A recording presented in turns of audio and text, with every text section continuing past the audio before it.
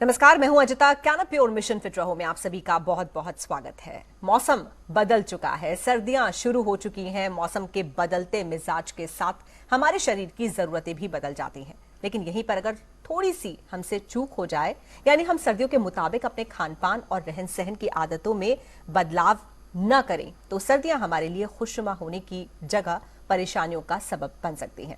आज इसी विषय पर चर्चा करने के लिए हमारे साथ स्टूडियो में मौजूद हैं senior consultant physician doctor SP बायोत्रा, जो कि सर गंगाराम अस्पताल के वाइस चेयरमैन भी है। बहुत स्वागत डॉक्टर साहब आपका। शुक्रिया। तो आप अपने टीवी स्क्रीन पर जो नंबर्स फ्लैश हो रहे हैं उस पर कॉल करके कोई भी सवाल आप पूछ सकते हैं, डॉक्टर साहब से अपनी परेशानियों का हल जान सकते हैं। बातचीत को हम शुरू करें उससे पहले आपको एक रिपोर्ट दिखाते हैं। सुबह शाम ठंड और दिन में गर्मी, ये इशारा है इस बात का कि मौसम का मिजाज बदल रहा है। इस बदलते मौसम में लोगों को सर्दी, जुकाम, बुखार, अस्थमा और खास तौर पर बच्चों को स्किन एलर्जी होने का डर बना रहता है। अचानक से आई सर्दी और हाल ही गई दिवाली के मौके पर जले पटाखे का प्रदूषण सीधे लोगों की सेहत पर असर करता है। इस मौसम में वातावरण में नमी आ जाती है, जिससे प्रदूषण आसानी से हवा के जरिए फेफड़ों तक पहुंचता है। लोगों में श्वास संबंधी परेशानियां भी हो सकती हैं। इस मौसम में एलर्जी, बुखार, निमोनिया, अस्थमा जैसी बीमारियां ज्यादा होती हैं। सर्दी के मौसम में थोड़ी सी सावधानी रखकर अपनी सेहत को तंदुरुस्त रखा जा सकता है। इसके लिए जरूरी है कि आप खान पान से लेकर पहने जाने वाले कपड़ों पर खास ध्यान दें, क्योंकि मौसम के साथ हमारे शरीर में भी कई बदलाव होते हैं। इससे जीन के बहुत से समूह प्रभावित होते हैं, जो शरीर का वजन घटाने, बढ़ाने और हार्मोन्स के व्यवहार पर सीधा असर डालते हैं। यहाँ तक कि इससे इंसुलिन की कार्यविधि और वसा जलने की प्रक्रिया पर भी प्रभाव पड़ता है। जरा सी भी लापरवाही सर्दी, जुकाम, बुखार, गले में खराश, पेट की बीमारियां, मोटापा और प्रतिरोधक क्षमता कमजोर होने जैसी दिक्कतों की वजह बन जाती है। यहाँ तक कि डायबिटीज भी हो सकती है। सर्दी के दिनों में तेलीय चीज खाने की वजह से वजन बहुत जल्दी बढ़ता है, इसीलिए नियमित व्यायाम करें और वजन पर नियंत्रण रखें। गुनगुने पानी से नहाना और ज्यादा से ज्यादा पानी पीना सेहत के लिए फायदेमंद होता है। इसीलिए अगर आप प्रकृति की इस नेमत का भरपूर फायदा लेना चाहते हैं, तो मौसम के साथ साथ अपने खान पान में बदलाव करें, तभी इस बदलते मौसम का भरपूर मजा ले पाएंगे। बिल्कुल, तो मौसम के साथ साथ अपने रूटीन में आपको बदलाव लाना है, अपने डाइट प्लान में आपको बदलाव लाना है, अपनी एक्सरसाइज रिजीम में भी आपको बदलाव लाना है, और क्या कुछ करना है समझते हैं डॉक्टर साहब से। डॉक्टर साहब, ये जो मौसम आया है, इसमें कौन कौन से वायरस और बैक्टीरिया ज़्यादा सक्रिय होते हैं? और एक आम शिकायत जो आजकल हर दूसरे व्यक्ति को देखी जा रही है, वो है सर्दी, खांसी, जुकाम का होना। इससे कैसे बचें? देखिए, ये कम आटम और इसके साथ ही मिलती जुलती, इसके साथ जुड़ा हुए काफ़ी सारी प्रॉब्लम्स आ जाती हैं, क्योंकि इसमें मौसम थोड़ा सा ठंडा हो जाता है, हवा थोड़ी सी खुश्क हो जाती है, जिसमें एक ऐसा जो डंप वेदर होता है, जिसमें जो वायरस के ग्रो करने का इसमें एक बेहद वायरसेस के लिए बहुत अच्छा है जो ग्रो करना। और स्पेशली खास से कुछ वायरस होते हैं, रेस्पिरेटरी वायरस, उनको राइनो वायरस कहते हैं, कॉर्नो वायरस, ये कुछ ऐसे वायरस होते हैं जो इसमें पनपते हैं ज़्यादातर। और यही रीजन है, खास वो लोग खासकर जिनको रेस्पिरेटरी एलर्जीज होते हैं, अस्थमा के पेशेंट, ब्रोंकाइटिस के पेशेंट, ऐसे पेशेंट जिनको मौसम के साथ कोल्ड एंड कफ होते रहते हैं, बहुत सारे लोग हैं। यू विल फाइंड के उनको एकदम सर्दी कहते हैं, सर्दी लगे। सर्दी बेसिकली एलर्जी और वायरल इन्फेक्शन, दो ही ज़्यादातर ये इन्फेक्शन करते हैं। और इसमें सबसे पहले जुकाम, खांसी शुरू हो जाती है। जो अस्थमा के पेशेंट होते हैं उनको जो वीजिंग कहते हैं, सांस की लेने में हवा जैसे आवाज़ आना शुरू, सीटियाँ बजना शुरू हो जाती हैं। बहुत सारे लोग hospital, they and up in the hospital, acute asthmatic episode. इसी तरह स्किन की जो है ड्राई स्किन हो जाती है, तो बहुत सारे लोग आते हैं, स्किन में खारिश हो रही है, रात को सोते होते हैं बहुत खुजली हो रही है। देन ये बेसिकली ये सारे प्रॉब्लम हैं। और जैसे ही ऑटम आता है, इसके साथ कई ऐसे वायरस जो बड़े ख़तरनाक भी होते हैं आने हैं, जैसे हम influenza virus, swine flu virus, ये भी आ सकते पनपते हैं। अगरचे ऐसी बीमारियां जो गर्मी के मौसम में ज़्यादा होती हैं, जैसे गैस्ट्रोएंटेराइटिस, चाहे आंत शोथ की बीमारियां, टाइफाइड, ये थोड़ियाँ कंपैरेटिवली कम हो जाती हैं। अगरचे पूरी तरह नहीं जा पाती, लेकिन कम हो जाती हैं, ज़रूरी है। ठीक है। मलेरिया को मच्छर भी चले जाते हैं, हाँ। तो मच्छर के साथ तो वाली बीमारियां कम हो जाती हैं। एलर्जीज ज्यादा हो जाती हैं और जो रेस्पिरेटरी ट्रैक्ट है आपका, यानी कि आपके श्वास संबंधी जो भी बीमारियां, चाहे ब्रोंकाइटिस, अस्थमा, ये ज्यादा देखने में आती हैं। और भी बातचीत करेंगे डॉक्टर साहब। बांदा से इस वक्त हमारे साथ आशीष शुक्ला जी जुड़े हैं, उनका सवाल ले लेते हैं। पूछिए आशीष जी। जी डॉक्टर साहब नमस्कार। नमस्कार। बताइए। डॉक्टर साहब मैं एक्चुअली ये जानना चाहता था, ब्लड में होमोसिस्टाइन लेवल काफी बढ़ा हुआ है। देखिए जी, होमोसिस्टिन एक तरह का ये प्री डायबिटिक, चाहे प्री हमारे एथरोस्क्लेरोटिक एक होमोसिस्टिन कहते हैं इसको। ये जिनको ये ज़्यादा होता है, कई तरह, चाहे तो हमारे खान पान में जिनको खराबी होती है, उसमें कुछ एक स्पेशल विटामिन B6, B12 की डेफिशिएंसीज हो जाते हैं, प्लस कई फैमिलियल होते हैं जिनको होता है। इनका नुकसान जो होता है कि ये ब्लड को थोड़ा थिक कर देते हैं। ब्लड थिक हो जाने की वजह से ये क्लॉट बन जाता है, जो हार्ट की नाड़ियों को अगर बंद कर दे, कम कर दे, चाहे ब्रेन की कम कर दें। एथरोस्क्लेरोटिक डिजीज़ कहते हैं इनको। कई लोगों को हार्ट अटैक्स की ज़्यादा चांसेस हो जाते हैं, चाहे स्ट्रोक्स के हो जाते हैं। कई बार खून की नाड़ियाँ पतली जो होती हैं, जिनको डायबिटिक वाले पेशेंट ऑलरेडी हैं, हार्ट पेशेंट हैं, पेरिफेरल वेसल जिसको कहते हैं, हाथ की, पाँव की, टांगों की नाड़ियाँ भी कम पतली पड़ सकती हैं। ये क्या करें डॉक्टर साहब? तो ये होमोसिस्टिन ये सबका ये ध्यान इसका, क्योंकि इसको प्रिवेंट करने के लिए हमें विटामिन B6, B12 की ऐसी टैबलेट्स आती हैं, वो लेना चाहिए। एक्सरसाइज करनी चाहिए, अपने वेट बढ़ने देना नहीं चाहिए। इससे बेसिकली हमारे बॉडी के साथ लाइफस्टाइल मैनेजमेंट कहते हैं, वो करना चाहिए, तो उससे लेवल कम हो जाएगा, होमोसिस्टिन लेवल। ठीक है। सोनिया है छत्तीसगढ़ से हमारे साथ, क्या जानना चाह रही हैं सोनिया जी? नमस्ते मैडम। मैं रायगढ़ से बोल रही हूँ, सोनिया सोनी बोल रही हूँ। हाँ, बताइए। मेरा हाथ पैर तो बहुत पतला है, लेकिन पेट बहुत निकला हुआ है। उसके लिए कुछ उपाय पूछना था सर डॉक्टर जी से। आपकी एज क्या है? ये 27 27 साल है। वैसे दुबली हैं लेकिन पेट बहुत निकला हुआ है। जी। देखिए जो पेट जो ज़्यादा हो जाना है, इसके कारण दो जाए तो पेट एक ऐसी जगह एरिया है जहाँ पे फैट जमा होने की बहुत सारी गुंजाइश होती है, बहुत सारी गुंजाइश होती है। तो आई एम श्योर इसका करने के लिए आपको थोड़ा बॉडी फिटनेस के लिए ही करना पड़ेगा। कुछ तो डाइटरी कंट्रोल करना चाहिए, कुछ एक स्पेशल तरह की डाइट जिसमें आप अपनी डाइट में ज़्यादातर, जैसे अभी अभी आपने जो सुना कि फिटनेस रहने के लिए खूब सारे वेजिटेबल्स लेना चाहिए, पानी खूब लीजिएगा, और एक्सरसाइज, स्पेशली एक्सरसाइज होती हैं बॉडी ट्रिमिंग, जैसे टम्मी ट्रिमिंग की तरह की एक्सरसाइज होती हैं। आई थिंक अगर आप किसी भी ऐसे यहाँ पे योगा सेंटर, चाहे कोई ऐसे जो स्पेशल बॉडी ट्रिमिंग के लिए होते हैं, वहाँ पे करना चाहिए और सीखना चाहिए।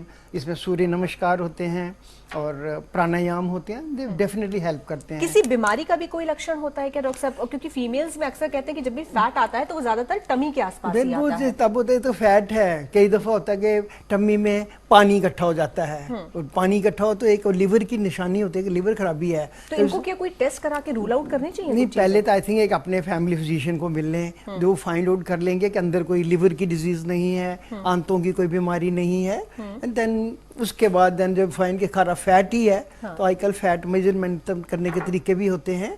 देन कुछ थायराइड कई लोगों होते हैं, थायराइड से भी फैट इकट्ठी हो जाती है, मेटाबॉलिक डिजीज होती हैं, तो थायराइड भी चेक कराएं अपना? बिल्कुल करना चाहिए। लेडीज को पॉलीसिस्टिक डिजीज होती है, PCOD कहते हैं, ओवेरियन डिजीज, ये सारा होता है। डेफिनेटली मैं सुजेस्ट करूंगा कि अपने फैमिली डॉक्टर को जरूर मिलें। अगर सब कुछ ठीक होगा तो मोस्टली जस्ट लाइफस्टाइल मैनेजमेंट से ही इनको काफी रिलीफ तो फिर ऐसे में जो फैटी फूड्स हैं वो जरा कम कर देंगे मेरे ख्याल से। बहुत ज्यादा अगर तला भुना खाती हैं, लॉट ऑफ बहुत वेजिटेबल, लॉट चिकनाई ऑफ चीजें फ्रूट, खाती हैं, वाटर, एंड इट हेल्प करता है। उसको कम कर दें। बिल्कुल डॉक्टर साहब, इस मौसम में एक और जो दिक्कत देखने में आती है, जैसे आपने बताया कि रेस्पिरेटरी ट्रैक्ट बहुत जल्दी अफेक्टेड हो जाता है, कोल्ड है, फ्लू है, ये सब चीजें हो जाती हैं। इससे बचने के तरीके तो मैं आपसे पूछूंगी, लेकिन अक्सर मूड स्विंग्स बहुत देखने को मिलते हैं इस मौसम में। बहुत सारे लोग जो जनरली बहुत अच्छा महसूस करते हैं, अचानक से देखें बुझे बुझे से हैं, उदास से हैं, बहुत लो फील कर रहे हैं, वो किस वजह से होता है? देखो, जिसमें कहा कि जैसे वायरसेस जो होते हैं हमारे सारे बॉडी के सारे सिस्टम्स को हिला के रख देते हैं सारे, क्योंकि वायरीमिया स्टेज होती है, वायरस ब्लड में जाके बाकी बॉडी में चले जाते हैं, जो फील एक अजीब तरह की, जो जैसे जो सवेरे उठते हैं नॉर्मली हम फ्रेश उठते हैं, ये लोग होते हैं जो फील हेड एक हैवी सा हेड हो रहा है, बॉडी पेन हो रही होती हैं, स्टिफनेस जैसे जॉइंट्स में हो रही हैं, एंड जस्ट एपिटाइट, भूख थोड़ी कम हो सकती है। And then specially particular age होती है, लेडीज स्पेशली यंग लोगों में usually shouldn't make much difference, पर लेडीज प्रीमिनोपॉजल एज वाली लेडीज को उनको काफ़ी कुछ ज़्यादा ही हो जाता है, उनको ये सारे प्रॉब्लम ज़्यादा acting spells of anxiety, depression, spells of crying, तो ये सारा कुछ हो सकता है। स्पेशली वो पीपल जो थोड़े से बीमार रहते हैं, चाहे जिनके हार्मोनल इम्बैलेंस होना शुरू हो जाता है, which is actually in 40s में थोड़ा शुरू होता है, दिस कैन हैपन। अदरवाइज जो यंग पीपल जो नॉर्मल एक्टिविटीज लाइफस्टाइल ले रहे हैं, they will love, I don't think this weather is supposed to be actually healthy weather of the year. सबसे कम हमारे मेडिकल प्रोफेशन के कंपैरेटिवली पेशेंट्स भी कम हो जाते हैं, अक्सर हेल्दी सीजन में माना जाता है। प्रतीश जी हैं यूपी से, उनसे बात कर लेते हैं। पूछिए प्रतीश जी। हेलो बताइए। मैडम, हम हमारे गले में जबान पे जलन हो रहा है, मुंह में तेजाब आ रहा है। क्या हो रहा है? हेलो हेलो हाँ, सुन रहे हैं आपको, बताइए। हाँ मैडम, हमारे गले में खराश है, मुंह में जबान में जलन महसूस हो रही है और सर दर्द कर रहा है। अच्छा, वही गले में खराश है, सर दर्द कर रहा है और जबान में जलन लग रही है। देखिए मुंह सर, में तेजाब आ रहा है। इसका सबसे बेहतर इसका ये है, लोग, आपकी उम्र कितनी है? उम्र होगी लगभग 25।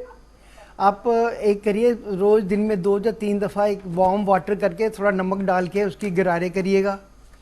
नंबर 2, थोड़ा एक दिन में सवेरे शाम पानी बेस्ट होगा, एक पानी बॉयल करे, उसमें इलायची, थोड़े 2-3 तुलसी के पत्ते, एक लौंग, एक काली मिर्च डाल के पानी बॉयल कर लीजिए। जब पानी उबल जाए तो एक कप में डाल के 1 चम्मच हनी और थोड़ा लेमन डाल के पीजिएगा। I assure you you will love it. और इसमें आपका मोस्टली गले की छोटी छोटी जो इरिटेशन वगैरह चली जाएगी। गागल, थोड़ा स्टीम भी कर सकते हैं, अगर नाक भी के बारी बंद हो जाता है तो ये कर लीजिएगा। Most of the time you will be fine. अगर आपको एलर्जी की हिस्ट्री है कि वेदर चेंज होने पे होता है, कोई भी एंटी एलर्जी दवाइयाँ जो भी होती हैं, कोई भी आप लेते हैं, सेट्रोजिन टाइप कोई भी एक गोली ले लेंगे एक दिन में 1 दफ़ा। And take lot of warm water, ठीक है, कोल्ड चिल्ड चीज़ें नहीं खाइएगा, वार्म वाटर लीजिए जब भी यूज़ करते हैं। गॉगल्स, और जैसे मैंने ये बताया है, ड्रिंक बहुत ही अच्छा होगा, पानी में थोड़ा इलायची, तुलसी के पत्ते, लौंग और काली मिर्च डाल के बॉयल करके कप में डाल के 1 चम्मच हनी और थोड़ा लेमन डाल के पीजिएगा। It will make a difference. तो ये मतलब अगर ये आदत के तौर पर इसको पूरा मौसम में कंटिन्यू रख सकते हैं, गला ठीक हो जाए उसके बाद? सभी लोग घर में भी ले सकते हैं, ऐसे one of very nice drink, taste में भी अच्छा होगा एंड वेरी नाइस फॉर गले के लिए। जैसे मैंने शुरुआत में भी कहा था कि ज्यादातर जो परेशानियों की शुरुआत होती है वो गले से ही होती है। इस मौसम में हर किसी का ही गला ऑलमोस्ट खराब ही सुनने में आता, नहीं तो मतलब हर कोई बीमार पड़ता है कि गले में खराश यहीं से शुरू होता है, क्योंकि जो वायरस सीधा एयर से आते हैं और फर्स्ट चीज रेस्पिरेटरी ट्रैक है, नाक से ही सांस लेते हैं और सीधा गले में ही पहुंचता है जी। ठीक है, राजप्रताप जी हमारे साथ राजस्थान से जुड़े हैं। राजप्रताप जी क्या जानना चाह रहे हैं? सर मेरा ट्रैवलिंग का काम है, तो मुझे स्टूल की प्रॉब्लम रहती है सर, खाना पचता नहीं है, मैं कुछ भी खाता हूँ तो सेमी सॉलिड वेस्टेज निकल जाता है। देखिए, मतलब दिक्कत रहती है, कुछ भी खाऊंगा मेरे को फ्रेश होने जाना पड़ता है सर हर 10 मिनट में। देखिए, ये मोस्ट ऑफ द टाइम इसको एक कंडीशन इसको बोलते हैं irritable bowel syndrome. Most of the time कुछ खाते हैं हमें तो लगता है कि एकदम लू के लिए, लैट्रिन के लिए पेट खराब लगता है तो जाना पड़ता है, गैस बन जाती है, ज़्यादातर कई लोगों के पेट में थोड़ी दर्द भी होती है। तो ऐसे में मैं एक तो ये कहूँगा कि ट्राई टू सी, कोई बहुत सारी चीज़ें ऐसी होती हैं जिस शरीर में कि वो चीज़ें पर्टिकुलर चीज़ें खाने से हमें होती है, एलर्जीज़ होती हैं, डाइटरी एलर्जी होती है। और ऐसा देखा गया है सबसे कॉमन एलर्जी, डाइटरी एलर्जी जो अक्सर होता है कि अगर हम जो मिल्क होते हैं, मिल्क प्रोटीन्स की, मैं ये सुजेस्ट करूँगा कि अगर आप ये ट्राई करके देख लीजिएगा, क्योंकि ये दूध जो गाय भैंस का दूध ह्यूमन मिल्क से अलग होता है, ऐसी एलर्जन जो होते हैं जो हमें टॉलरेट नहीं कर पा सकते, तो ये आप मिल्क प्रेपरेशन, दही के अलावा सारी मिल्क प्रेपरेशन आप छोड़ दीजिएगा। खाना जो लें चबा के खाइए, आराम से थोड़ा थोड़ा लीजिए, बार बार लीजिए। आई एम श्योर कि इसमें आपको खाली ऐसा करने से भी आपको राहत मिलेगी। ठीक है, एलर्जी वाले लोगों को क्या क्या सावधानियां रखनी चाहिए डॉक्टर साहब, क्योंकि एलर्जी बहुत ही कॉमन प्रॉब्लम है, उसमें खांसी छींक से लेकर कुछ भी हो सकता है, आपको रैशेज जिसको बहुत सिवियर फॉर्म टिकेरिया ये सब भी हो जाता है, तो रैशेज, व्हील्स, हाइव्स, ये सब बड़े बड़े चकत्ते आ जाना, ये सब हो जाना, तो एलर्जी के बहुत सारे फॉर्म्स हैं, तो उनको बहुत केयरफुल रहने की जरूरत है इस मौसम में। देखो एलर्जी तो किसी भी जगह की हो सकती है, स्टार्टिंग फ्रॉम सबसे कॉमन एलर्जी होती है रेस्पिरेटरी, जैसे अभी हम डिस्कस कर रहे थे कि वायरसेस की जो है, इन्फ्लुएंजा से लेके सारा सांस की, खांसी की, ये रेस्पिरेटरी एलर्जी सबसे कम। लेकिन एलर्जी स्किन की एलर्जी हम बोलते हैं कि लोगों को इचिंग शुरू हो जाती है, छोटे छोटे दाने स्किन पे आ जाते हैं और बहुत सारे इच करना शुरू कर देते हैं। अगर हम फूड पाइप की एलर्जी हो तो ये डायरिया, जैसे बच्चों को कहते हैं कि एलर्जिक डायरिया, कई बच्चे दूध पीते ही बच्चे के बड़े भी हो सकता है, जिस चीज़ की एलर्जी हो वो लेते हैं, उसका खाते ही डायरिया हो सकता है। एलर्जी आम की, जैसे गर्मियों में कहते हैं स्प्रिंग कटार। जी, एक कॉलर ले लेते हैं, फिर आप अपनी बातचीत जारी रखिएगा। सीमा जी हैं चंडीगढ़ से इस वक्त हमारे साथ। सीमा जी क्या जानना चाहती हैं? हाँ जी मैडम, मैं अपनी मम्मी के बारे में जानना चाहती हूँ। हेलो, उनकी एज है 65, ठीक है, उनका वेट है 60 वेट होगा 60। तो मैडम उनकी रात को ना हैंड और उनका जो बाजू है, मतलब आर्म, वो सोने लग जाती है, तो ये क्या चीज खाएं जिससे ये ना प्रॉब्लम हो? अच्छा डॉक्टर साहब क्या सलाह है? देखिए ये हाथ का सुन्न हो जाना 60s में आके, ये सबसे कारण जो होता है कि सुन्न हो जाने का यूजली होता है एज में लोगों को। कई होता है कि पोजीशनिंग होती है, जो लोग काम करते हैं, पढ़ने वाला, टाइपिंग वर्क हो कंप्यूटर पे, आजकल तो सेल फोन है, लोग सारा दिन सेल फोन हाथ में पकड़ के और ऐसे एक गर्दन करते हैं ना, एक सर्वाइकल स्पॉन्डिलोसिस एक कंडीशन होती है, जो हमारी सर्वाइकल गर्दन की जो नसें होती हैं वो दब जाती हैं, और रात को सोने के वक्त ऐसे लोग साइड में करके एक बाजू सिर के नीचे रख के सो जाते हैं, जब बाजू के ऊपर तकिया रखते हैं, बहुत सारे लोग करते हैं, उसमें जब सवेरे उठते हैं सुन्न हुआ होता है। ये खाने से नहीं होगा और कुछ ठीक हो गया, ये खाने की वजह से, अनलेस कि किसी को डायबिटीज़, बहुत सारे डायबिटीज़ है, उनको नर्व्स वैसे ही वीक होती हैं, तो उनको कोई भी एसोसिएटेड डिजीज़ हो, डायबिटीज़ हो, ब्लड प्रेशर कुछ हो, उसका तो इलाज करना ही चाहिए। लेकिन अपनी पोजीशन ज़रूर, जब सोते हैं तो ये कोशिश करनी चाहिए कि साइड में अपने बाजू पे सिर रख के ना सोएं। और अगर बहुत तकलीफ होती है, चक्कर वगैरह भी आते हैं, इसमें कई दफ़ा सर्वाइकल स्पॉन्डिलोसिस के लक्षण भी हो सकते हैं, अपने डॉक्टर को मिल सकते हैं और उसका वो गर्दन का एक एक्सरे करके देख लेंगे। और अगर स्पेशली इसकी एक्सरसाइज होती हैं, ये किसी खान पान से इसका कोई संबंध नहीं होता है। ठीक है, तो ये पहले सर्वाइकल स्पॉन्डिलोसिस वगैरह रूल आउट कर लें, एक्सरसाइज पे ध्यान दें और जैसे आपने जो पोजीशनिंग बताई है उस पर ध्यान दें। छत्तीसगढ़ से अरविंद जी हैं इस वक्त हमारे साथ। अरविंद जी पूछ सकते हैं।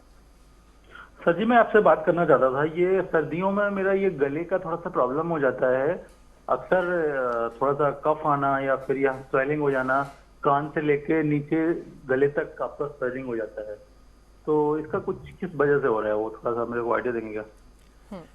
देखिए ये भी जैसे अभी डिस्कस कर रहे थे, मोस्ट ऑफ द टाइम्स एक मोस्टली एलर्जी की ही निशानी है, सिर्फ क्योंकि जो सर्दियों में होती है, क्योंकि जो कोई डिजीज़ हो तो उसको मौसम के साथ उसका रिलेशन नहीं होना चाहिए, कभी भी हो सकता है। कम विंटर, जैसे अभी सीज़न चेंज हो रहा है, इसकी एलर्जेंस की वजह से बहुत सारे लोगों के आप देखेंगे आंखें भी सूजन आ जाती है, चेहरे पर सूजन आ जाती है, कई लोगों को बाकी बॉडी के ऊपर भी, जैसे इचिंग, सूजन, गला खराब हो जाना, तो ये बादी एक एलर्जी की ही है। तो कोशिश करिएगा इस मौसम में अपने आप को एक्सपोज ना करेंगे, कोशिश करेंगे वार्म वाटर ही यूज़ करें, नहाने के लिए भी वार्म वाटर करिएगा, और फिर भी है तो कोई एंटी एलर्जिक सेट्राजिन टाइप की मेडिसिन होती हैं वो ले सकते हैं।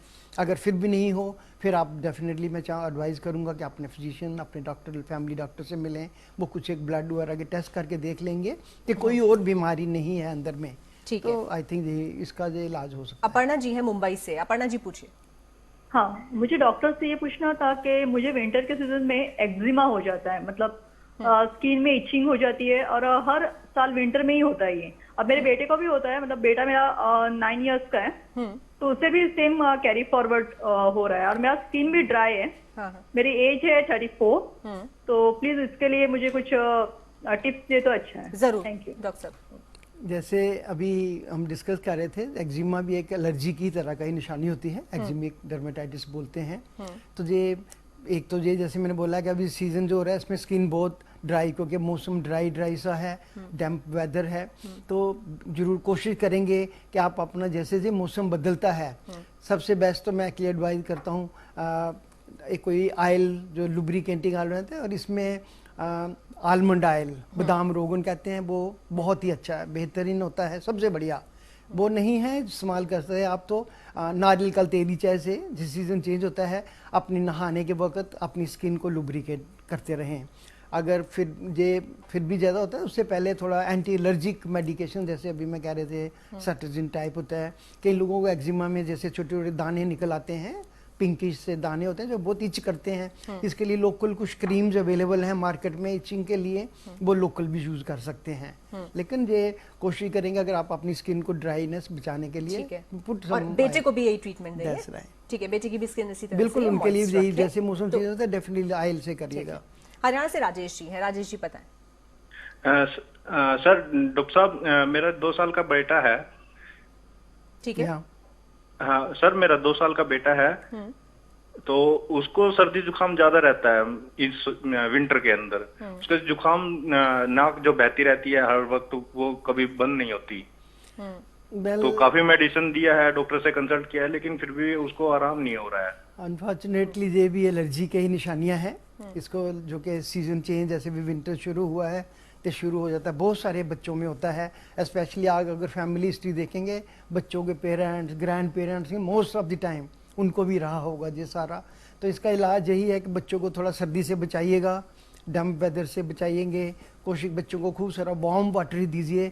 जैसे मैं बोला, थोड़ा वार्म वाटर में थोड़ा हनी डाल के, हनी और लेमन डाल के पीने को दें, थोड़ा सा थोड़ी सी कैलोरीज मिलती हैं। दे हनी में कोई प्रॉपर्टीज़ होती हैं जो कि एंटीऑक्सीडेंट प्रॉपर्टीज़ होती हैं, बच्चे की इम्यून सिस्टम को थोड़ा हेल्प करेगा।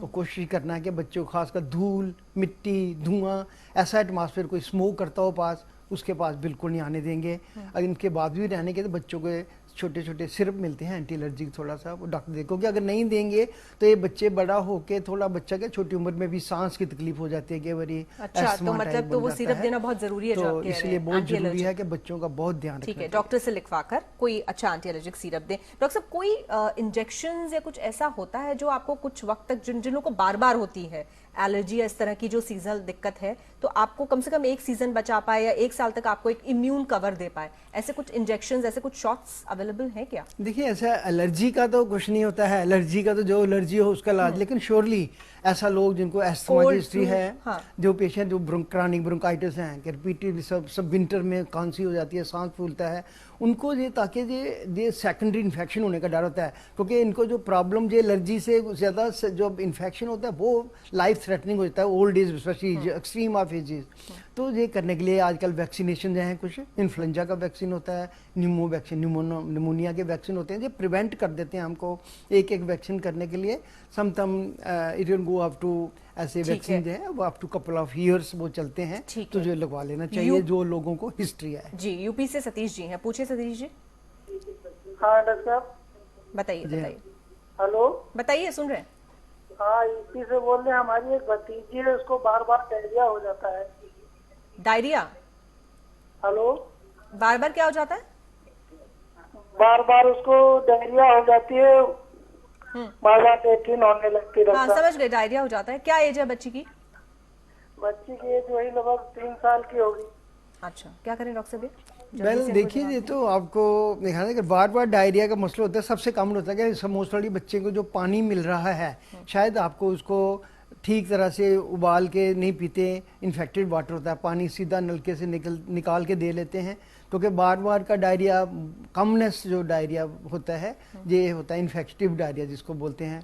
बच्चों को हम जो पीने के पानी से खाने पीने का देख लें कि जो बच्चा नीचे ज़मीन पे, बच्चा 3 साल का बहुत छोटा बच्चा होता है, चलते चलते कुछ ज़मीन पे गिर पड़ी, सब्जी फल अच्छी तरह ना धोया हो, सब कोई चीज़ है, पानी पड़ा हुआ है तो वो पी लिया अच्छी तरह। इससे बच्चों को कोशिश करिए कि सिर्फ हार्ड ही चीज़ें खाने को दिए जाएँ। पानी जो भी हो तो बॉयल्ड एंड कूल करके देना चाहिए। इसके बाद भी अगर होता है तो इसका मतलब देखना चाहिए कई बार कई चीज़ों की एलर्जी भी होती है, एलर्जिक डायरिया भी होता है। अच्छा। आई थिंक इन अपने जो आपके पीडियाट्रिशियन जो हैं उनको एक बार दिखा सलाह देना चाहिए, उनसे सलाह ले लें। डॉक्टर साहब, डाइट कैसे होनी चाहिए इस मौसम में? क्या चीज़ें बहुत आपके डाइट में ज़रूर शामिल होनी चाहिए? देखो, सबसे ज़्यादा ये है कि मौसम में ड्राई वेदर है। एक तो पानी, एक दिन में एक एडल्ट को usually between 2 to 3 litres water and take chilled नहीं। हम अक्सर आजकल लोग होते हैं मार्केट में जाते हैं, चिल्ड कोल्ड ड्रिंक्स पड़े होते हैं, चिल्ड वाटर फ्रिज में निकाल रहा है एकदम पीते हैं। एक हमारे वार्म थ्रोट होता है, उसको एकदम चिल्ड चीज़ जब जाती है तो ये सडन चेंजिंग अब ये टेम्परेचर है, ये हमारे गले कहते हैं गला खराब हो गया है। कोशिश करनी चाहिए वार्म वाटर, जैसे मैंने बोला है। और क्या चीज़? और हनी और लेमन ले लिया करें, बहुत अच्छा है। और खूब सारी वेजिटेबल, सबसे बढ़िया है कि वेजिटेबल में सारे एंटीऑक्सीडेंट, विटामिन सी और ये प्रोटेक्ट करने वाले होते हैं। फ्रूट्स लें, फ्रूट्स और वेजिटेबल खूब लेना चाहिए। Diet normal. Dry fruits, dry fruit is good, always good. Dry fruit तो अच्छा ही होते हैं, ले सकते हैं। ठीक है। और एसेंशियल ऑयल्स भी, क्योंकि कहा यह जाता है कि आप ऑयल ना लीजिए, कम लीजिए, लेकिन हकीकत यह है कि बहुत सारे एसेंशियल ऑयल्स है, जरूरी ऑयल्स है जो आपको बहुत जरूरी हैं, आपके शरीर को बहुत जरूरी है। उसमें क्या क्या लें? ये ऑयल, जैसे मोस्ट ऑफ दी ऑयल्स में ही एक विटामिन, कुछ विटामिन फैट सॉल्युबल विटामिन जितने भी होते हैं वो फैट में सॉल्युबल होते हैं। ए, डी, ई, के, ये बड़े इंपॉर्टेंट विटामिन हैं। और ये फैट वाली चीज़ों में, तो ये फैट वाली चीज़ों में ड्राई फ्रूट वगैरह होते हैं। विटामिन जैसे मैंने बता दिया, जैसे almond oil is a very good. और ऐसे ऑयल यूज़ करने चाहिए जो अनसेचुरेटेड हों, क्योंकि सेचुरेटेड ऑयल जितने होते हैं उसमें फैट बहुत ऐसे ख़राब तरह का होता है। तो यू कैन यूज़ फैल, जैसे सरसों का तेल यूज़ कर सकते हैं।